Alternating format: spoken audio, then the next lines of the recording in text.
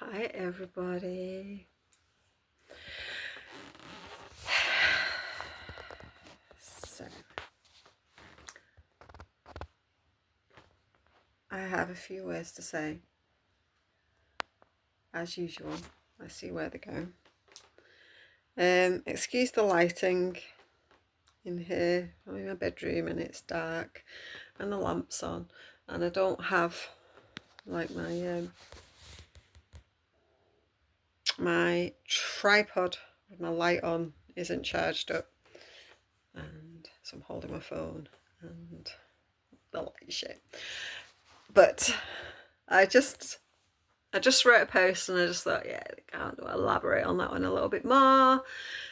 This is a good way for me to write things and then follow the inspiration through. So here it is. In emotional clearing, energy healing, dabbling in the quantum realm, thinking about there's only now, there's only this moment, there is no past. It's all like, it's not real from the point of view that yes, it happened, and yes, the experience is just real, and the impact that it has on us is real, but we can get so caught up in the past that we are literally causing it to hurt us over and over and over and over and over and over and over again. Now, this is why reaching out, finding support, practicing self-healing, learning to process situations from your past so that you can be present now without it literally holding you trapped and stuck, is like a huge part of the healing process. It's a huge part of self-development, self-awareness, self-responsibility, self-healing. It's a huge part of self-improvement, don't particularly like the word improvement. You're perfect, absolutely perfect as you are.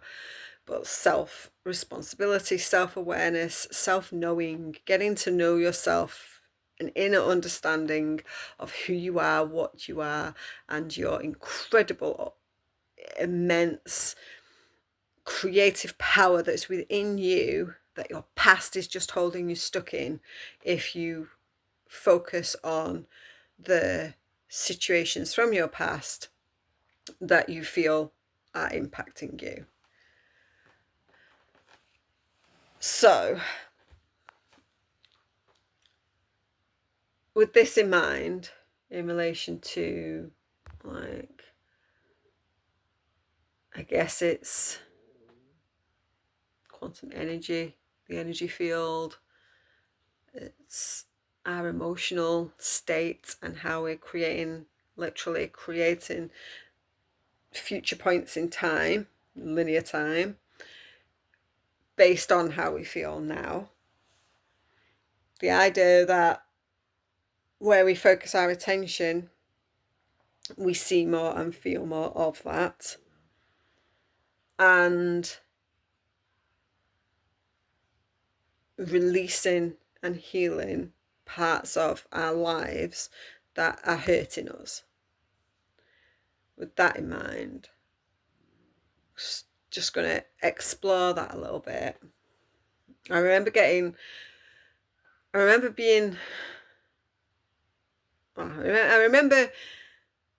upsetting somebody once upon a time by talking about forgiving experiences in life that have caused us trauma or pain or that hurt us. I remember trying to explain early on in my own journey, I'd realised that there was an element of forgiveness that I needed to offer up to release the past pain. And that idea of forgiveness, a lot of people can get really caught up on, like, not feeling like they want to forgive somebody who's done them terrible harm. People who've been through really, really hurtful experiences, like sexual assault, like war experiences. People like that don't want to, or feel they shouldn't have to, forgive perpetrators, which is perfectly acceptable and perfectly understandable. On the flip side of that, you do have people who've like actively forgiven people who've murdered family, people who've hurt them or their family members. You've got people who actively forgive because they understand the concept of what forgiveness is. And to go into that a little bit, forgiveness isn't, it's not about letting someone off the hook for doing something that's hurtful. I mean, our human rights say that if someone causes us actual physical or energetic, emotional harm, then something should be done about that. So it's not about letting people off the hook for doing harm, but it's about not giving your power away to somebody who's done you harm. And this is how I look at it, and this is what really helps me to look at it at that point first, that every time I think about someone having hurt me, I'm literally hurt again by them if I give it that power. So back in the day, in relation to physical harm that my mum would give to me, do to me, every time I remembered that and it hurt me again, emotionally or mentally, it was like she'd done it again. It was like she'd hit me again. It's like she'd isolated me again. It's like she'd done that thing again to me. So it hurt me again. And each time these things cause us pain, that builds upon the previous pain and builds upon the previous pain and builds upon this. It's like being stabbed all over again, over and over and over again. So that element of forgiveness wasn't necessarily about letting my mum off for doing that. And, you know, my mum actually eventually at some point realised the damage and the hurt that she'd done to me physically and emotionally because of reactions that I had to events. By the time I was like in my early 20s. And she did apologise, and she did, like, she asked for forgiveness and she apologised and she tried to make amends for it. And yet I still actually then let it continue to hurt me and use those events to hurt myself physically as well as mentally and emotionally over and over again for at least another 10 to 15 years. And that's how this continuing to hurt ourselves by replaying memories over and over again and literally giving our power back to somebody who's hurt us. So if that hurt has come, is like a even deeper thing.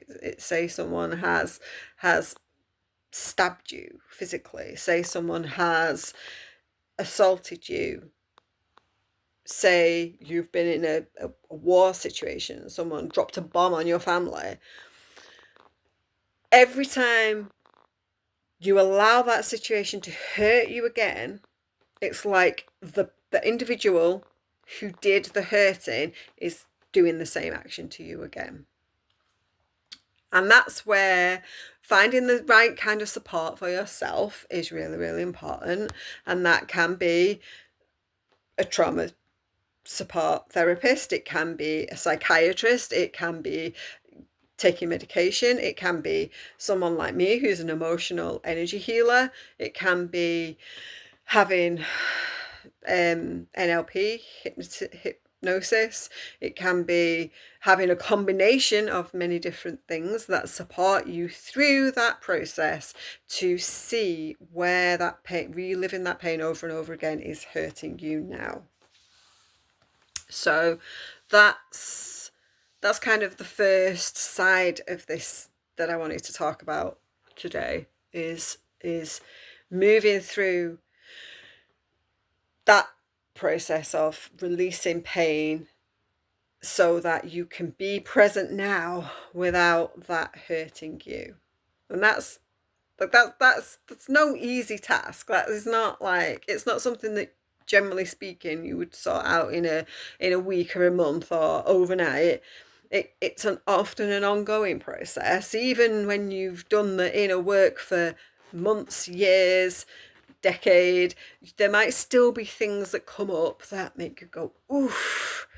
And there's another little layer of you that you reclaim, and another bit of your power that you reclaim back from situations, circumstances, people that have hurt you, so that you can be more present and more wholly here now.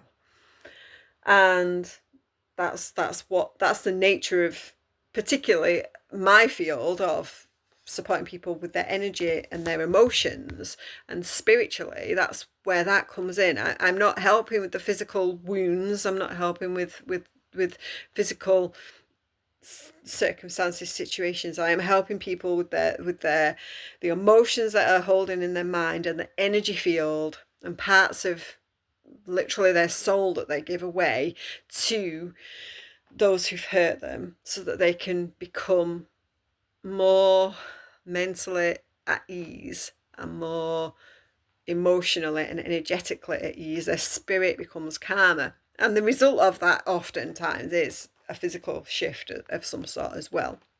And that can be like a release of physical pain, a release of physical conditions, a release of physical weight, a change in physical circumstances, so that there's lightness generally all around. And then bringing this into another sort of realm of thoughts and feelings as well, when we're caught in traumas of the past, we're very caught in a state of being that's prone to that's where we're going, okay, a victim mentality. And this always ends up being like controversial and upsetting somebody, because people who talk about victim mentality often get accused of victim blaming, and nobody's victim blaming here, not blaming a victim for being in a situation that means that they become a victim of pain or trauma.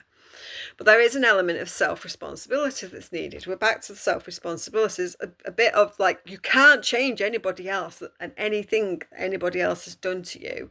You can't change them.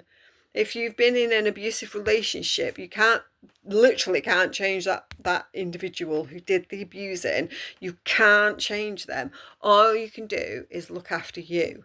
And all you can do is change how you perceive a situation, how you perceive circumstances, and what you do for your whole well-being, mentally, emotionally, energetically, physically, that then releases their hold over you as a perpetrator of a pain of some kind. So when we get hooked on the whole world is against me, everything's hurting me, everything is going to hurt me, then we can get really caught in this victim mentality.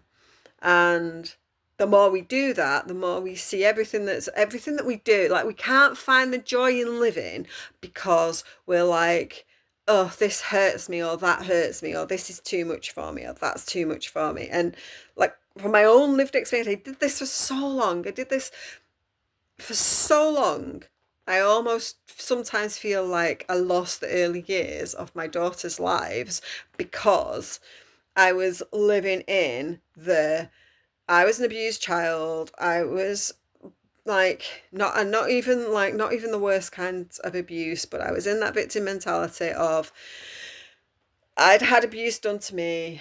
I'd been hurt by people. I'd been physically hurt and then became more aware that I'd been emotionally and mentally hurt by people. That was then having this effect on me mentally and emotionally now, where I was hurting myself physically, where could see that, I was becoming more dependent on alcohol. I was like a complete and abject failure at running a business. I was like literally I knew that I was attracting situations from my husband that were less than ideal, that were not nice situations to be in, that I was almost daring people to hurt me in life so that I could then be like, this is all, people are just out to hurt me. Or what I also could see happening is my physical health was starting to be impacted. I knew that I could have gone to the doctors at any moment and gone, this is happening, that's happening, I have this pain, I have this situation, I have this thing going on. And the doctors would have quite happily stuck me on antidepressants or labelled me with chronic fatigue and ticked a little box and been like, that's it, down the like mental health route, or down on some painkillers, or whatever route that they'd have chosen that I'd have accepted. But there was this part of me that knew that something about that wasn't true to me, that wasn't right for me, that there was something more that I could do for myself that would allow me to process the situations in my life so that I could move on from them. And I didn't want those labels. I didn't want to be labeled depressed, because somewhere inside of myself I knew that like I wasn't depressed, because I knew that somewhere inside my soul was still happy, optimistic, full of joy and expectation of how good things could be. Somewhere inside my soul I still knew that, but I was so caught up in like, the whole world's against us, we're doomed to fail, the world is going to go to shit, nothing is ever going to get better. And some of that came from, I guess, religious indoctrination, that was what was bound to happen with the world at large in general. Some of that definitely came from religious indoctrination, and some people have got, like, even if you haven't been brought up in a religion, there will be stories passed down, and maybe stories you heard at school, or stories that you heard from grandparents that have gone into your subconscious that are playing a role. And there's those parts of ourselves that, are giving us these little nudges all the time that there's an alternative or a better suggestion, solution, option to learning to understand and know ourselves. And that's where finding the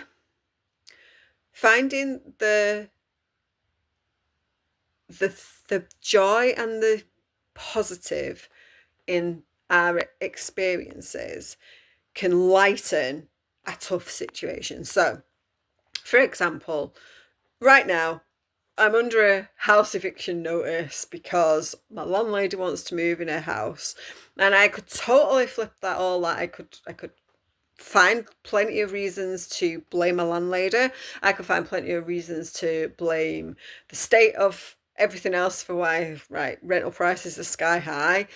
I could find, and that's not to say bring that to that. It's not to say that those are not things that I've had a say about. Like, rental prices are ridiculous. It's ridiculous to expect someone to pay like 3/4 of their income on a house for a family. That's like ridiculous that that's even something that people are having to consider, or get a second job to pay rent on a house. So there's that. I could be the victim and blame all of those external factors for the fact that right now I'm under this like house eviction notice and I have to find somewhere to live, and finding somewhere to live is so hard and so challenging because of all of these list of reasons. That then has this impact on my ability to be in the best state I can be to do the energy healing that I do. So then obviously then we can bring in old stories that I've done a lot of healing around this year of like, I'm just not good enough to do this, nothing I ever do is good enough, I am total failure at this and total failure at that. All of those stories can start to repeat too. And then I can blame the family as well, because that's just a thing that is inevitably happens with people. And then I could blame a headache on that. I could blame aches and pains on that. I could blame all of those situations purely on the fact that that's my experience at the moment with this. And that's the pattern that most of us end up in, those patterns.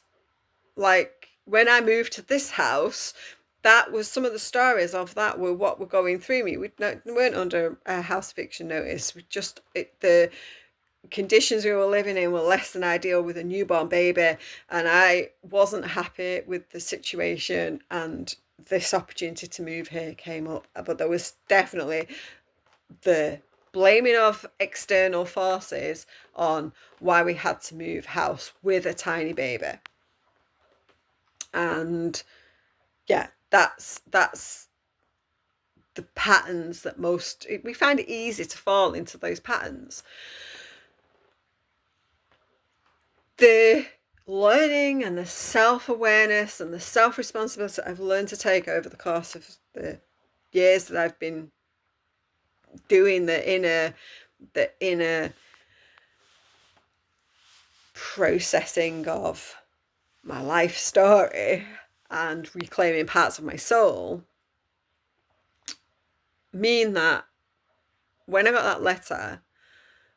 that letter from our landlord, we knew it was a sign to make some really radical changes to our living situation, that it was time to reassess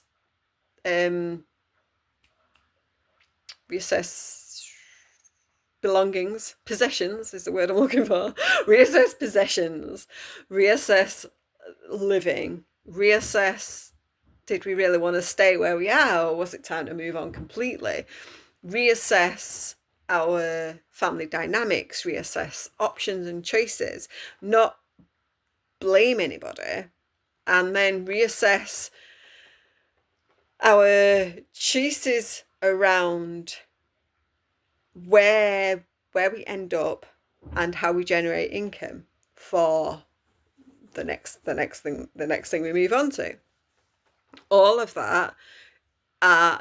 those things are things that we then, rather than blaming anybody, rather than being the victim of society or the victim of government or the victim of whatever,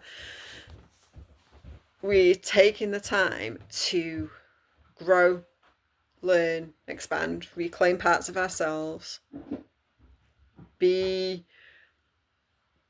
expecting of the best, and then be grateful for what we have, because like we still have a house.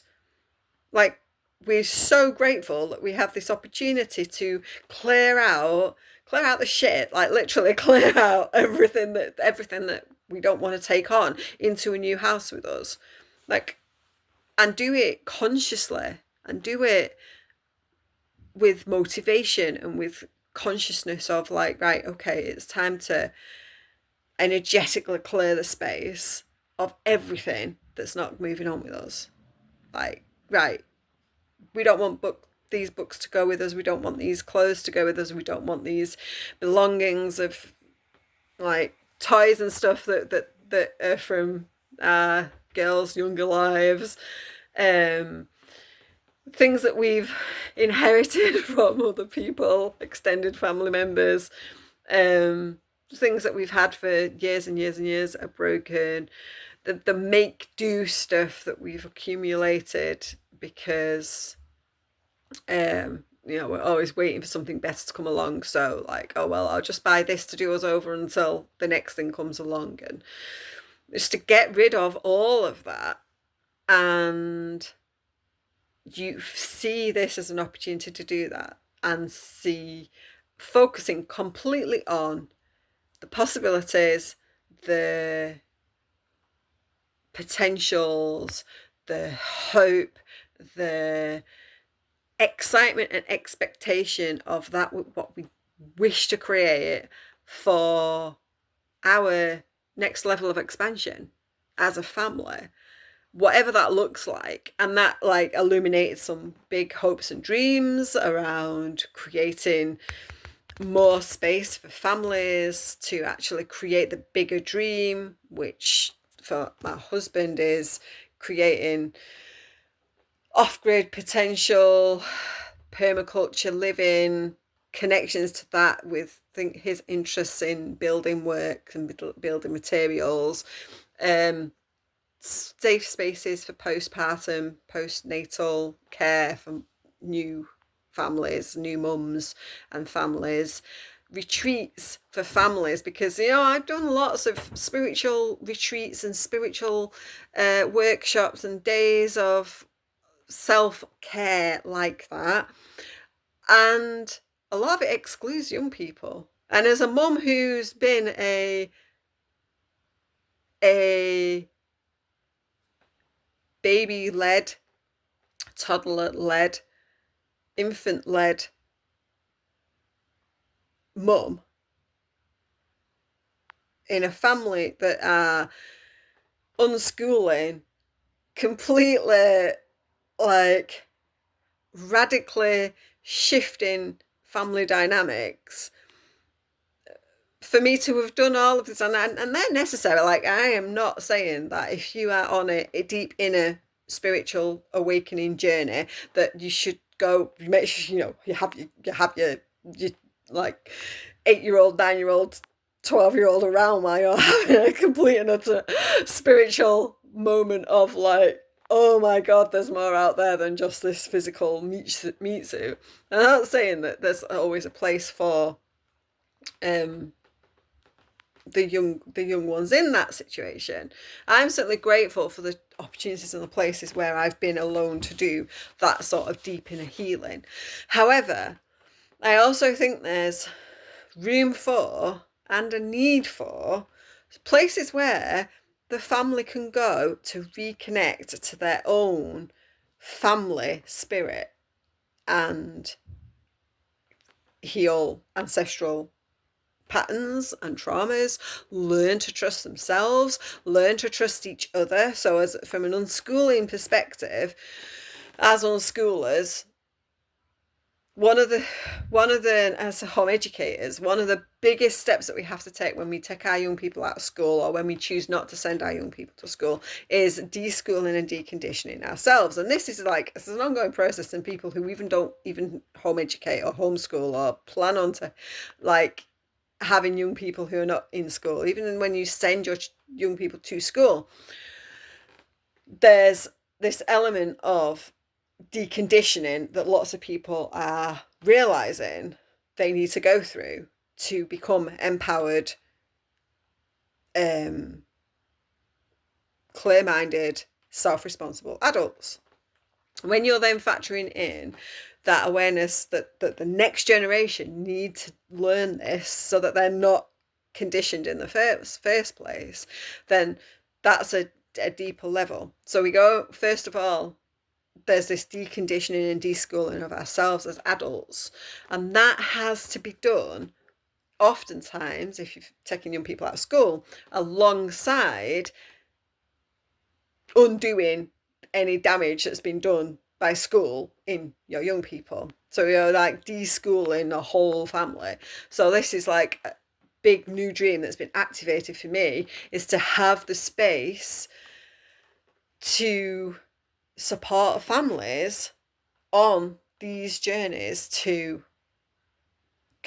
connection, familial connection, self-trust, inner trust, self-directed learning and exploration, and places where somebody can come with, like, husband, wife, partners, wife and wife, husband, whatever, with like 2 or 3 young people of different ages, and they can explore the land and nature and their creativity alongside people who've explored that and done that, and have that opportunity, particularly with other young people. So I have like 2 teenagers and a 9-year-old, and they've had this self-directed, self-motivated learning experience for their whole lives, and they get to express themselves this way.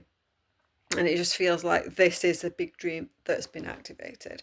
And if I wasn't here now clearing out my house of all of its unnecessary shit with this like big dream and goal, then if I was just blaming everything else for the situation I find myself in, I would not be activating this higher goal of like expansion, not just for myself, but for other people who come into my field, who come into my circle of awareness, who also are like-minded and would like these sorts of levels of expansion for themselves. And that's the root of everything that I teach. The root of everything that I teach is take care of the inner being, of your soul, of what you need. That's the foundation of the 30-day process that I created 5 years ago now, Nurture Yourself. That's the foundation of that. It is the foundation. It's the reason why I'm creating the 6-month process, Rest, Surrender, Trust, because those elements are fundamental to self-exploration, self-knowing, inner understanding, and the process that you then get on and into of deepening your connection to who you really are at soul level, spiritual level, spirit in spirit. And then in that place, you are then in a much clearer space for supporting, nurturing, caring for all the other responsibilities that you have. So, if you're interested in Rest, Surrender, Trust, then I'll drop that link below. Nurture Yourself is on my website, and if there's anything in this that resonates, or anything that you've got any like thoughts and feelings on, I'd love to hear. And yeah, this is not about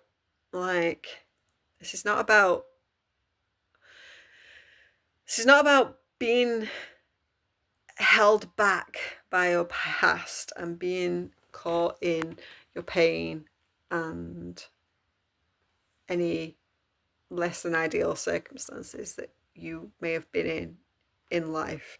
It's about seeing the possibility for growth and expansion that's in you. You are a powerful creative being. You are pure energy, just begging to be let loose in a creative way. And when you stay stuck in the pain and the trauma, whether it's physical, whether it's emotional, whether it's energetic, of those stories, then you holding back the potentiality that you have inside you to grow and expand and be so much more is right there, and you're only holding that power back. And the world needs your light and needs the magic and wonder that you are here to create. So yeah, let's move forward and Release the past, let it go, come into a place now of truly resting your being from all of its past stories and pains and traumas. I take a rest from it. Take a rest from it to be present here now. Where for about 99% of the world it's safe, and there is an element of breath that you can take between each moment of worry and anxiety, and be here now. Be here now. And yeah, see where that takes you from there. This went on a lot longer than I expected it to, but I'm really, really grateful if you've watched all the way to the end for your time and attention. If you're watching on YouTube, please do like, comment and subscribe. It really, really is going to be really helpful to me as I grow and expand my YouTube channel. Really appreciate that. And if you're watching anywhere else, please let me know your thoughts, feelings and your own experiences. And if you'd like any support and help with any of the situations, any of the things that I've discussed, you can book a free 20-minute Let's Have a Cuppa session, and we can talk about how I can support and help you. Or you can book any one of the other types of consultations that I offer as well through the link that will be down there. And I'll speak to you all again very soon. Bye.